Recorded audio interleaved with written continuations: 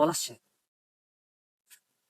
Hello, আরে আমার এই বালিপট্টি এভাবে খালি হয়ে রয়েছে কেন? আমি আজকে এসে এখানে দেখলাম। কত টাকা চাই তোমার? আমি আমার অ্যাকাউন্টে বলে দিচ্ছি, তোমাকে সিগনেচার করে দেবে চেকে। ঠিক আছে স্যার, আমি 2 দিনের মধ্যে বালি পাঠিয়ে দিচ্ছি। ঠিক আছে, দ্রুত পাঠাও। আর তুমি কি করো এখানে সারাদিন? বালিপট্টিটা এইভাবে খালি হয়ে আছে, আমি যদি আজকে না আসতাম জানতেই পারতাম না। এই নাও ফোন নাও। আসসালামু আলাইকুম চাচা। ওয়ালাইকুম আসসালাম। তুমি কে বাবা? তোমার পরিচয়টা কি? চাচা, আপনি আমাকে চিনেন নাই? আপনার বড় ভাই রফিক, তার ছেলে আমি। ও আচ্ছা, তুমি তাহলে রফিকের ছেলে। আমরা তো আসলে যমজ দুই ভাই, যোগাযোগ না থাকলে যা হয়। তো তোমার আব্বার কি অবস্থা বাবা? চাচা, বাবা তো অনেক অসুস্থ। উনি মেডিকেলে ভর্তি আছে, ওনার হার্ট ব্লক হয়ে গেছে।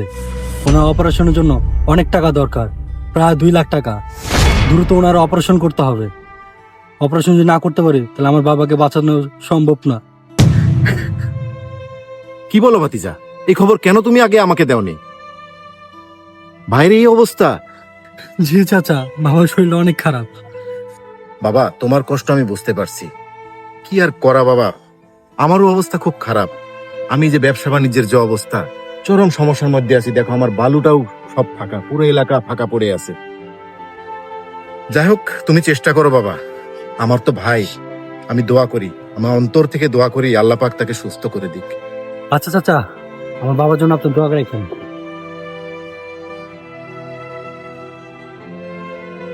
বাজান, তোর লাগে আমি কিছু করতে পারি না, তবে অনেক কষ্ট করে বাজান এই যে যে জমিটা দেখতাছস না, এই জমিটা কিনে রাখছি।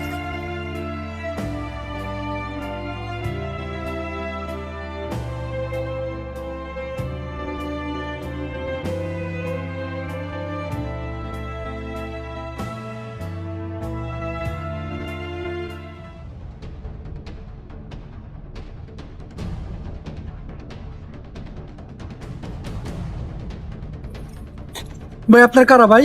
কারা মানে? তুই চিনস না? আতে কি দে ভাই কর। ভাই, আমার বাবার অপারেশনের টাকা ভাই। ভাই, আমার বাবার অপারেশনের টাকা।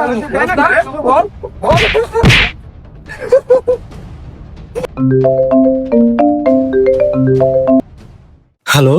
আরিফ সাহেব, আপনার বাবার তো সিরিয়াস অবস্থা, আপনি এখনো টাকা জমা দিচ্ছেন না কেন? বাবা, আমি মনে হয় তোমাকে আর বাঁচাতে পারবো না।